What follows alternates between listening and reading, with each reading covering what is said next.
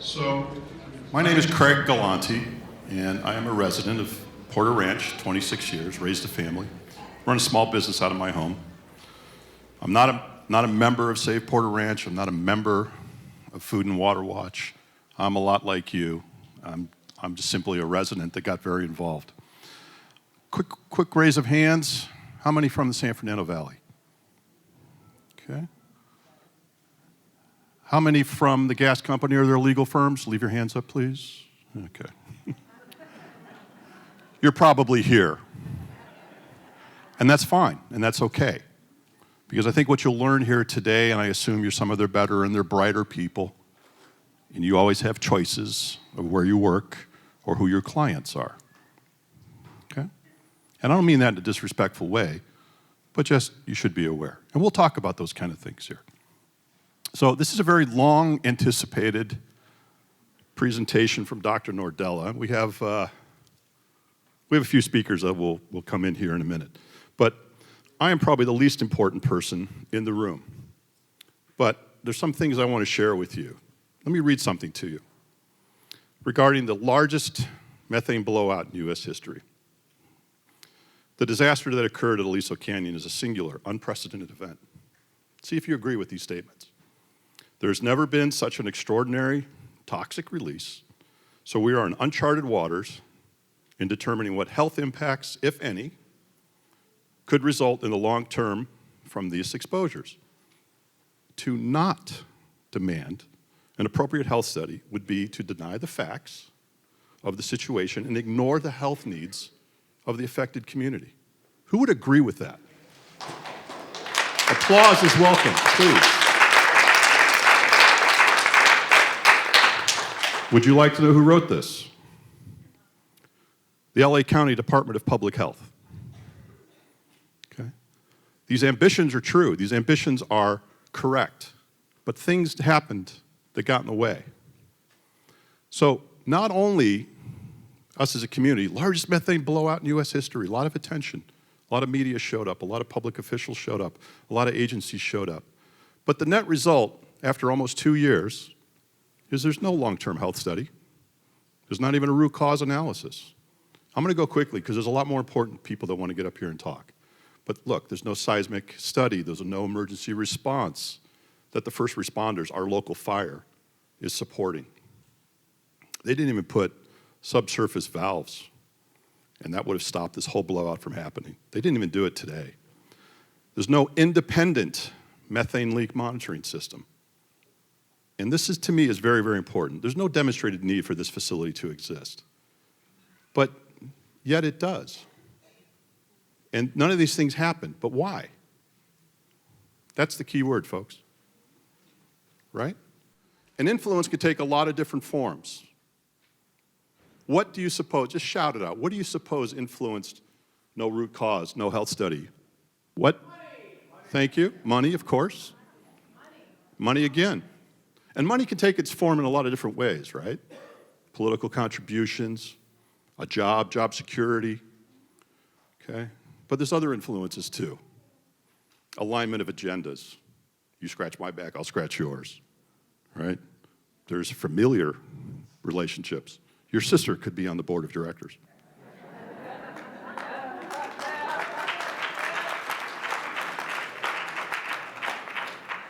Okay, a few more things. Quick little history lesson, if you will. Bear with me just for a moment. There was 115 wells up there. I live very near this facility, and I didn't even know about all this. Blowout happens. We all know this infamous date, October 23rd, 2015.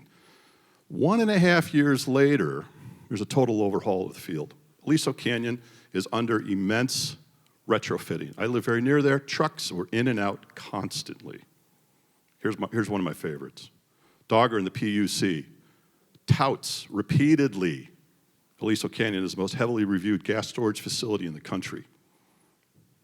Well, I guess so, because Dogger only allowed 36 or 31% of those wells that were originally up there to be opened for partial operation. And what that means is there was significantly reduced capacity of the field and pressure in the system. So we said we did our homework, and only 36, or only less than a third, could be opened. Of those 36, guys, remember just a few weeks ago, about a month ago, a third of those failed. So I did the math. 21% of the original wells are in partial use today.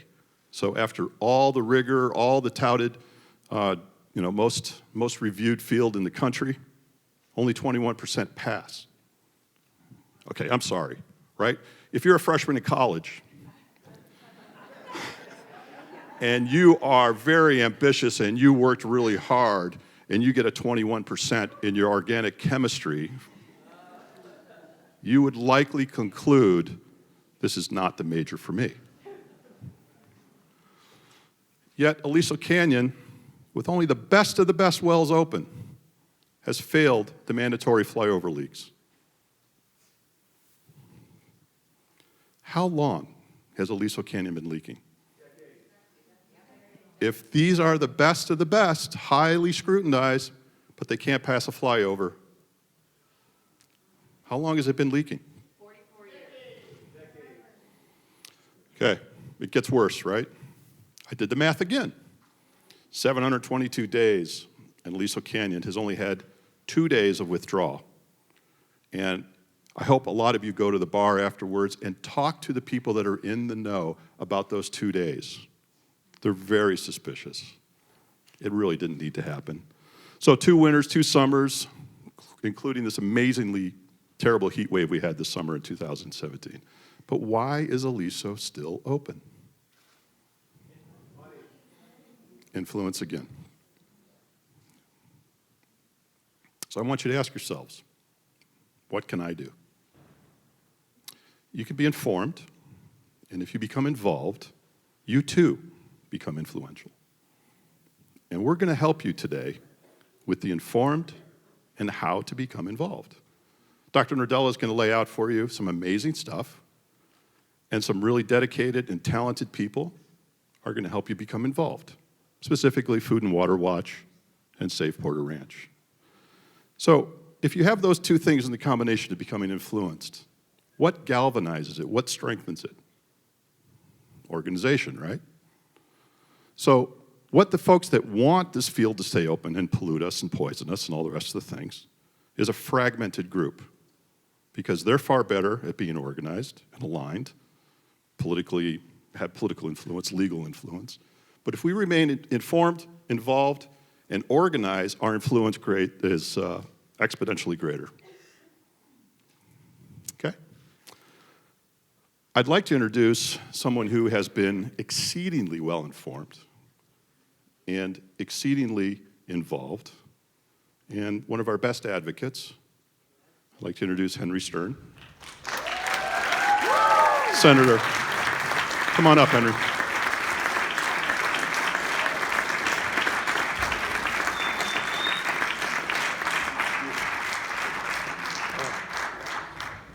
Thank you, Craig. My name's Henry Stern. I'm your state senator. I live in Canoga Park and have been working on this issue since the 23rd, actually, since that date. I was the environmental attorney working for your previous senator, Senator Pavley, and wrote a bill called SB 380 that actually required the root cause analysis to be complete and a safety review to be complete before this field could even be considered to be reopened. But they ignored that, and the courts somehow didn't know how to read the law and thought that this administration was somehow immune from pressure and didn't have to obey the wills of our community and the rest of the state of California. What I want to say is, the important people in this room today are really not me, even beyond Dr. Nordella, it's you. Folks like Craig and Jane and Helen and the Crown family and Susan and Matt and the people who woke up and have been fighting for your community without any monetary gain or promise of influence, but because we'll only survive this thing if you all put your time and your energy through this. And all the questions that you're going to leave here today facing, because we have way, way more questions than answers. And having reviewed Dr. Nordella's work, I'm left with far too many questions, deeply concerning questions, questions that you shouldn't have to sit with and wonder about late at night, about how your kids are going to be the next day, what impact this blowout is going to have on your health in the long term, what you're going to end up having to pay the price for this incident that you didn't cause, a community that you moved to live your lives and send your kids to school and go about your day. But you can't just be normal citizens and go about your day anymore. That past is gone. You now need to be awakened, and you are. And so I wouldn't have any standing at all to go about doing the work I do up in the Capitol, fighting up against a big machine without you. So I want to thank each and every one of you for having supported this grassroots effort and given me a little bit of standing up in Sacramento to rage against that machine. Thank you.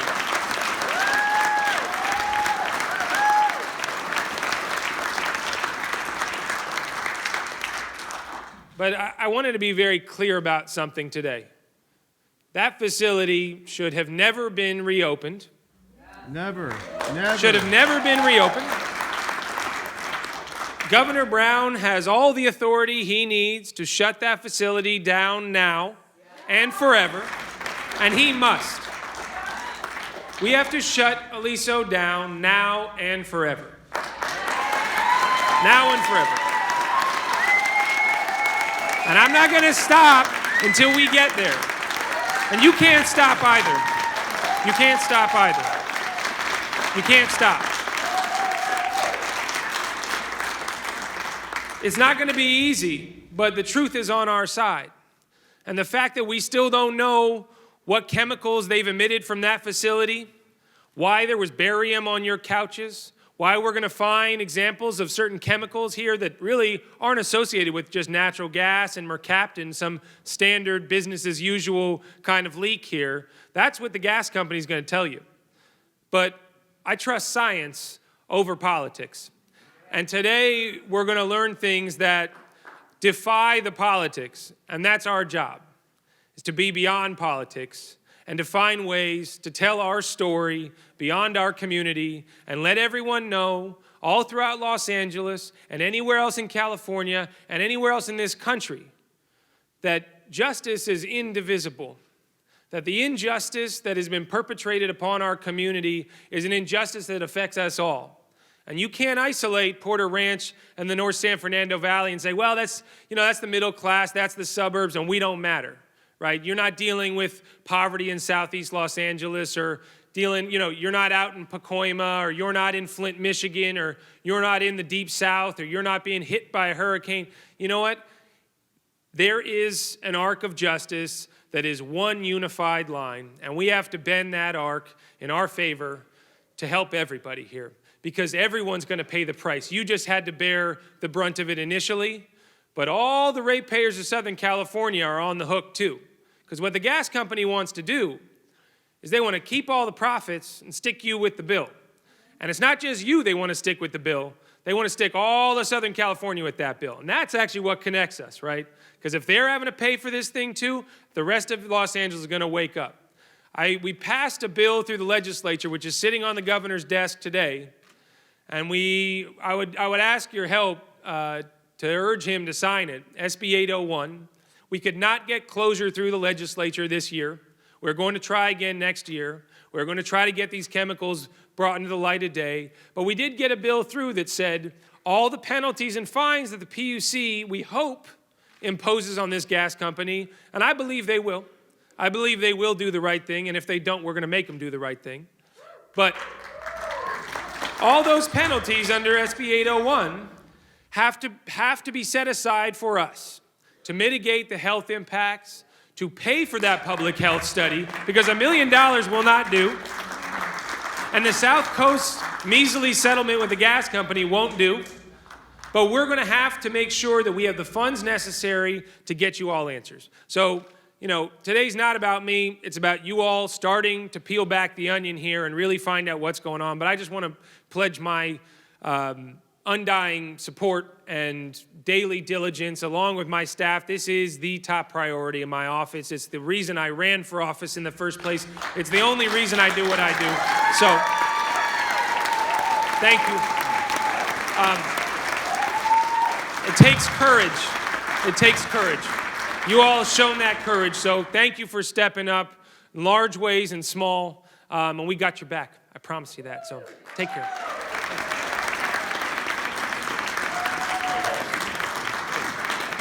Henry Stern, everybody.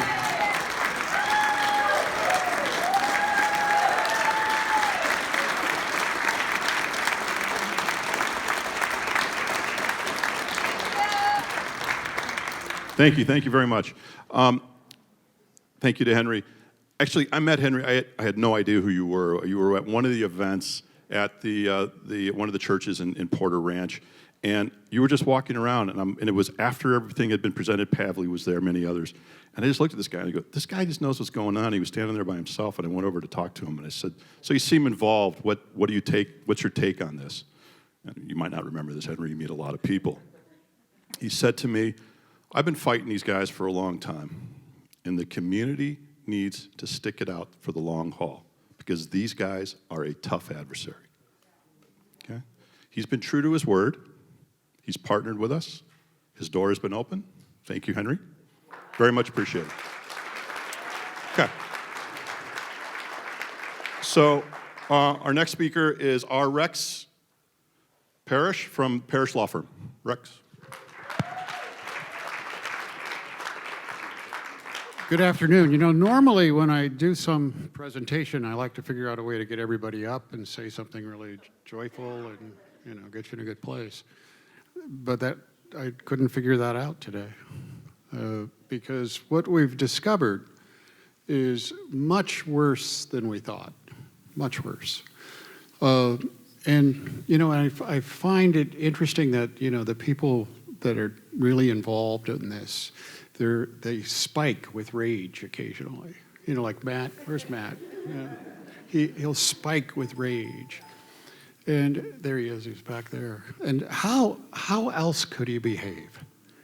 When you know what they're doing, when you know that you have these people who know better, who should, I mean, so many of them, allowing this thing to continue, knowing that children are being affected by this. And what I mean by this, I mean, we're risking their lives with this. But there's a lot of reasons. We've been on it for 2 years now. We've been, you know, we got about 12 people just in our office alone that don't do anything but look through documents, you know. And it's amazing. It's like a eureka, you know. You found a document and it tells a little bit more of the story. And it goes way back. Part of that story is what they've done to the water, not just the air. You know, Porter Ranch is right at the apex of where the aquifer that feeds the San Fernando Valley is, and everything goes into the San Fernando Valley water. There's a lot of reasons why they can't close this, and it has nothing to do with the economy of gas production. It has to do with just the extent of what they've done. And as other communities, another reason why they're fighting so hard against you is because other communities, they'd have to do something with them. I mean, they've literally poisoned the Southern California groundwater in many places. And you know, their attitude is the solution to pollution is dilution. You know, does that make sense to anybody? But that really is how they go about dealing with this. Dr. Nordella is one of the heroes of this, you know.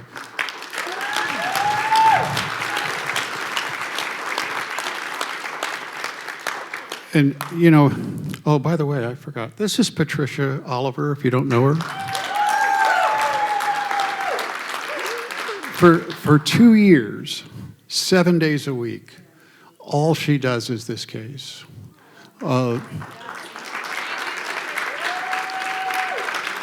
She wait a minute, that's really, I misspoke. She also does poisoning the water in Kern County that the oil industry does. but that's all she does. And she knows more about what they've done than anyone alive. I'm convinced of that. She knows more than they know because she's, brought it all together.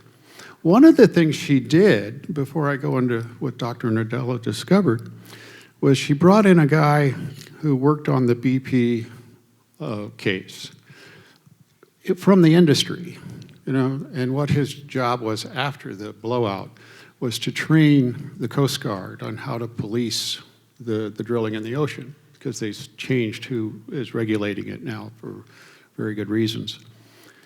And he's this grizzled guy, has been in the oil industry his whole life. And, he's about my age. And he's got all the wrinkles and sun damage, You get the idea of who he is. And his task was to come in for several days and teach the people in our office working on this everything we could learn about injection wells. The drilling of them, the maintenance of them, everything we could learn. And in the course of that, he's hearing the story of Porter Ranch. And when we get to the part about all the kids with nosebleeds, he literally started to cry because he knew what that meant. It wasn't an irritation of the nostrils. It was these children were being poisoned.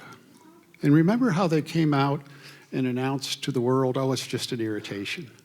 It's just it's people should be in prison. And why they're not is beyond me.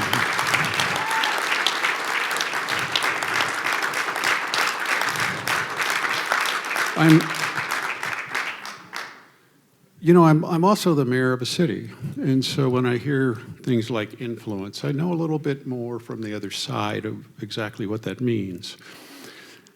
My wife and I have been blessed, and I didn't have to get campaign contributions, so it's just something I fund. But I've been in it for 8 years now, and what influence really is, it's relationship. I have to be very careful who I listen to. And that's what's happening in this case, because they put me on that task force with the county, and they're doing all of this investigation of the injection wells all over the county. But they refuse to do any investigation of what goes on underneath. I said, I don't care what it looks like on top. I don't care how pretty it is. What's going on downhole? That's what kills you.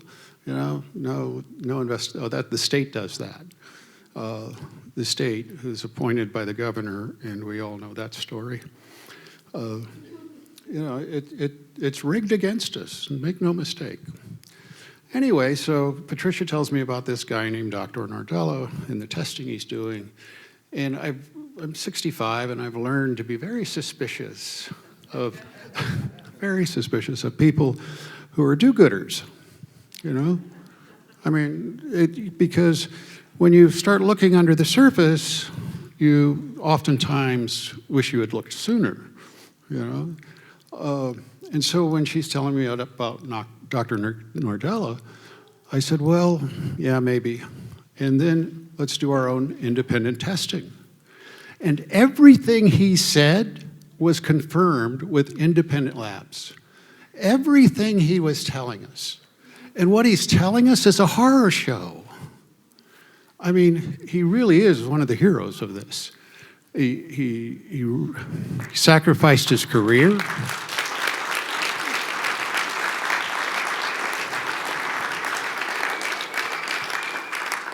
He invested his own money, and he suffered public humiliation because the gas company has now targeted him, and anything they can do to lower his stature, they do. That's how they work. In the task force with the county, you go there and there's citizen participation. There's Sorrell Associates, you go all through all the lobbyist organizations. That's who's there. And they all work for the gas company. The company that tested the water, the surface water when all this was happening, they work for the gas company that the county hired. And what do the Board of Supervisors do? They look at what does the public want. And if you're not at those meetings, if you're not screaming that this has to stop, these lobbyists are screaming that it has to keep going. You know? And when I always like to reverse roles with people to see how they're seeing it, because I always see it differently. And how they're seeing it is they don't see this. They don't see this level of concern. All they see is the people that they have lunch with occasionally are the only ones there. They must be the only ones that are interested. I don't know that they're as much to blame as we are for not participating more, because the consequences are so severe. And let's talk about that. Remember when Supervisor Antonovich was concerned about the benzene that was coming out of that hole, and the gas company kept saying, no, it's just minute, it's just trace amounts. Remember that? I mean, there were those public reports to agencies that it's just a minute amount. Well, that benzene was much more than a minute amount. When UCLA came in and started doing the testing, one of the things they did was a wipe test. That's what we call it, where they wipe the surface of the house with these what do you call them? Wipes, I guess. And they test them to see what's in them. And the benzene in 26% of the homes, not all of the homes, but in 26% of the homes, let's go to the next one. Yeah, 28%, was significant. And let's go to the next one. One, it was 10 times what OSHA would shut down a job site for. And it's all going to be different in the homes, because if you're a good housekeeper and maybe your neighbor isn't, you're going to have less on the wipes than your neighbor would have. It's not a static environment. So the public health department, they just tested the air. How is that possible? You got UCLA telling them to do surface wipes, and all of a sudden, no, we're just going to test the air. That's what happened.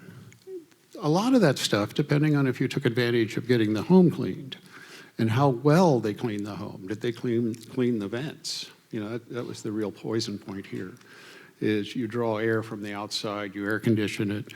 The vents have this stuff in it. It's still there. It's still there. And it's still being leaked. And remember, did I mention this part on the 22nd, not the 23rd, the day before, we found a document on the millions of documents we're looking at to one of the water agencies, just one of them, that benzene was leaking into the water supply. That was the day before. And they make reference to a rat hole in one of the wells. But it's at the same level, the same depth as the SS-25 well. So we're almost positive that's what it is. A rat hole is a serious event. That's what they call it when the well blows, the casing blows out. They knew this thing had been blown at least the day before. And it wasn't until it got worse and blew out at the surface that they finally had to report it to Air Quality Management District. And they waited 3 days to do that. Dr. Nordella is going to tell you more about this. But the benzene turns in, is it ethyl benzene? Is that how? Yep, it's already in the emission. Okay. Oh, that's right. It turns in. See, all the stuff turns into different stuff. But you're still testing for it, and you're still showing up in your blood and urine. How long has it been since they sealed that well? Now, that doesn't surprise any of us, because throughout Porter Ranch, there's these old abandoned wells that they covered up. Some of them were capped, some of them weren't. But a lot of them are leaking. And they've been how many of you smelled gas in that community long before right? How many smell it now occasionally? Right? It's not because it's leaking out of SS-25. It's because it's leaking up out of those old wells, And it always has been. And when people would call in, they'd say, oh, we got a little leak, meaning it was like somebody's house is leaking. They had some cover story. But that's all it was a cover story. They've known for a very long time. Remember that stuff about mercaptans not being poisonous, not being toxic? It was just designed to alert you to the... Go onto the internet, type in mercaptans, and see what they tell you. It's toxic. The study that the health department released saying it wasn't, read the study. It says 6 months later, people are still sick. That's what it said, and that's when the study was over. You can't trust the government on this. You can't trust the gas company. And none of us, we wouldn't have to trust anybody if they just closed the damn field, right? I mean,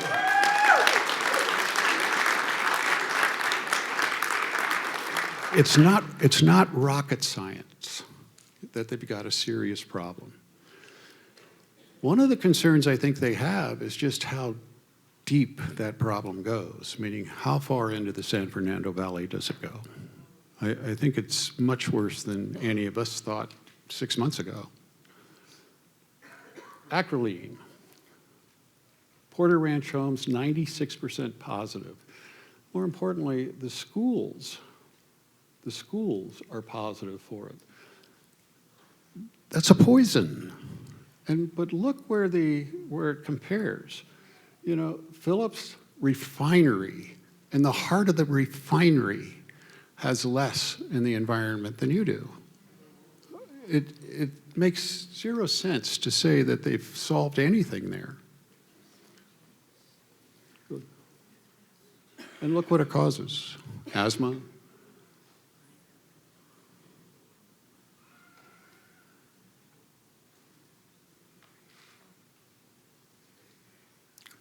And cancer is the big one.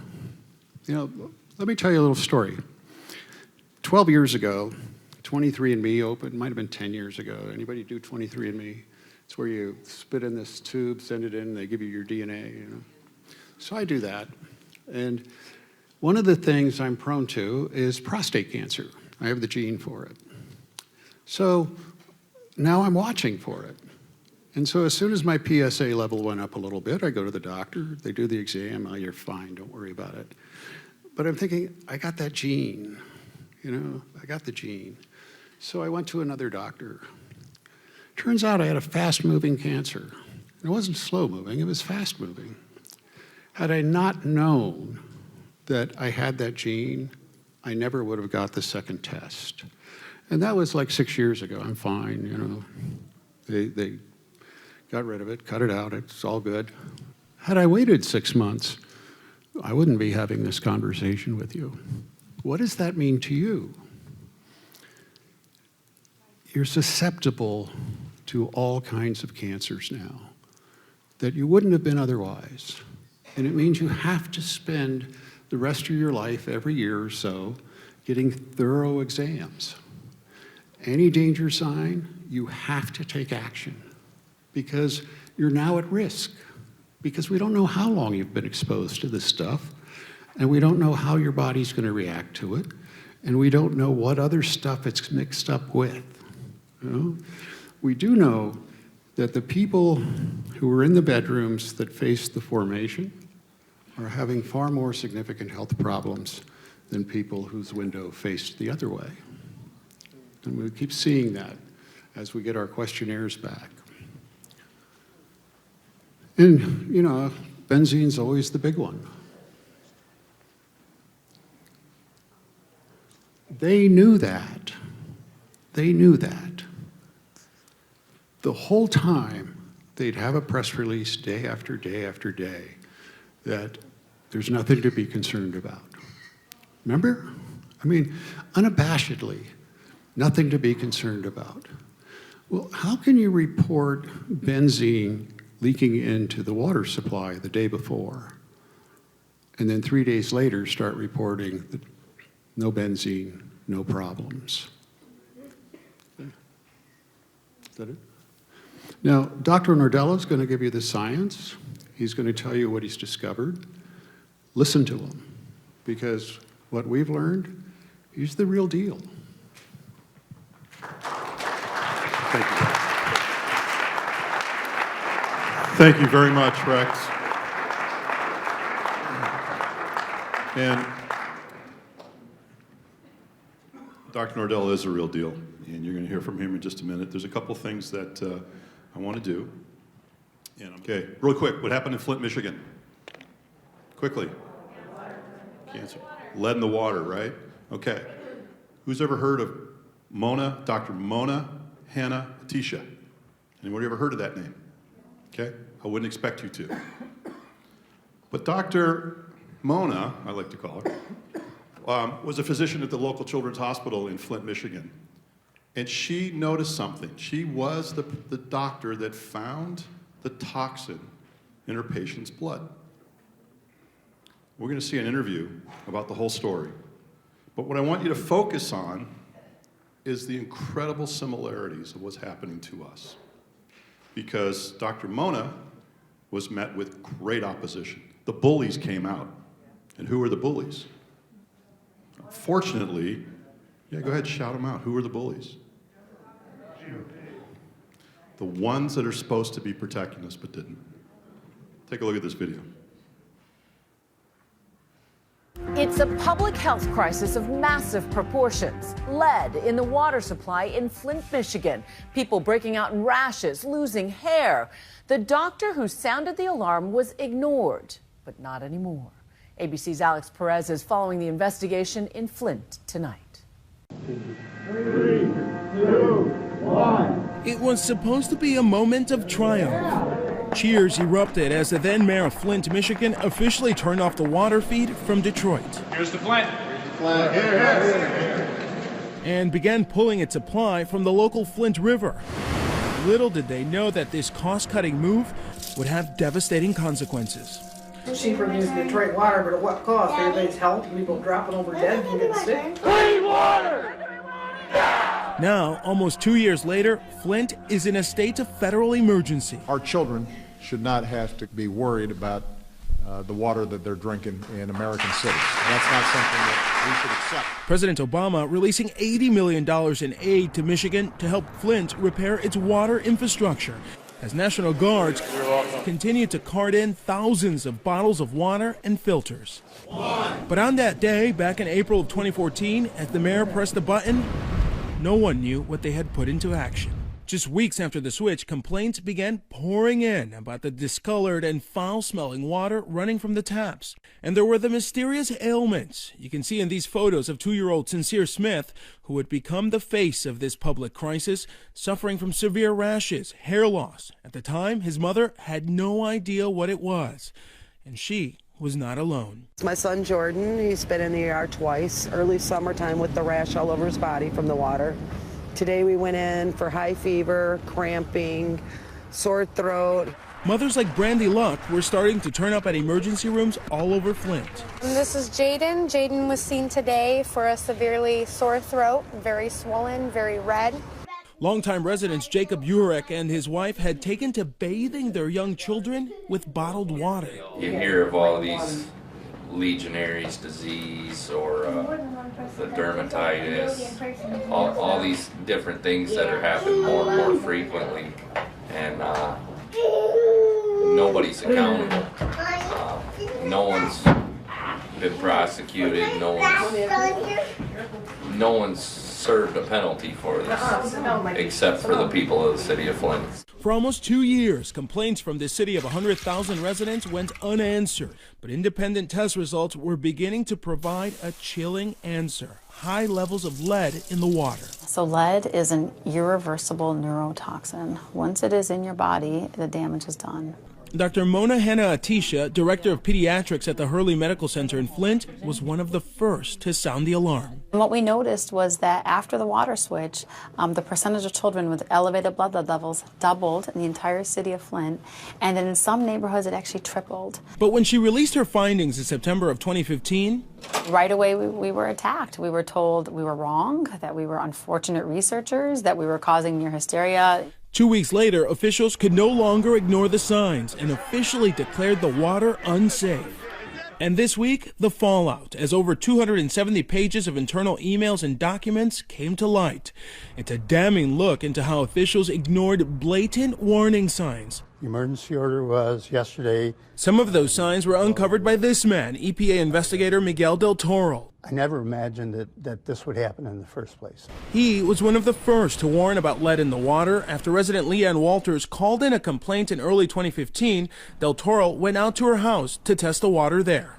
What Del Toro found was extremely high levels of lead in the tap water, water that he said was causing Walters' children's hair to fall out in clumps. I think that if it weren't for Leanne, this may have, gone a lot longer.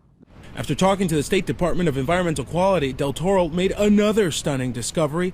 The river water being fed into the taps was not being treated with anti-corrosion agent as required by law. It's inconceivable that you would allow a system with lead service lines, a large system, not to have the treatment in place.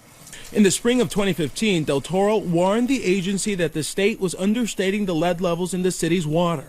Writing in a memo, staffers have essentially downplayed or ignored warning signs, and that the whole town may have much higher lead levels than the compliance results indicated. You give them that warning, it seems like they blew you off. Did they not know what they're doing? I don't know what their decision process was on this. Internal memos also show that state officials dismissed multiple warnings, spending months denying the lead contamination until October of last year.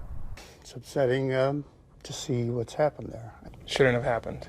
Shouldn't have happened. When Dan Wyant, the director of the Department of Environmental Quality, wrote in an email, "I believe now we've made a mistake. Corrosion control should have been required from the beginning." The admission has been met with public anger. In a city where more than 40% live below the poverty line, residents are asking if they're being left behind. If this was a highly generated economy and it was booming here, then yeah, it wouldn't have made it past 3 months. Flint's water supply has since reverted back to Detroit's Lake Huron, but the damage has already been done.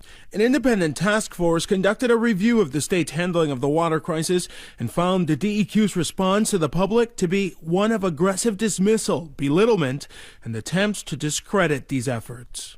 The head of the EPA's regional office in Chicago, which covers Michigan, has since resigned after Governor Rick Snyder officially apologized to the residents of Flint. I say tonight, as I have before, I am sorry and I will fix it. The apology coming just hours after attorneys filed a class action lawsuit against the governor and state and city officials. But Dr. Hannah Atisha says apologies don't mean that much to a mother wondering what will happen to her child. So she's traumatized about the consequences of lead, but they're also traumatized about what they've been through the last 2 years, an entire betrayal of governmental agencies. Or to a city that will have to live with the consequences.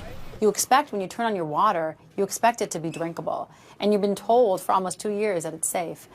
So there's significant trauma in our community. So we are definitely trying to instill hope. For Nightline, I'm Alex Perez. Flint, Michigan. Strike a chord? Is it relevant? Does it hit the issues? Okay. So maybe this message will get out while I'm doing some housekeeping. Those bullies that are in the wait, I want to challenge them for, you have a choice. You can either become adversarial in what you're about to see and hear, or you can lean into the conversation with an open mind and discover what's truly going on.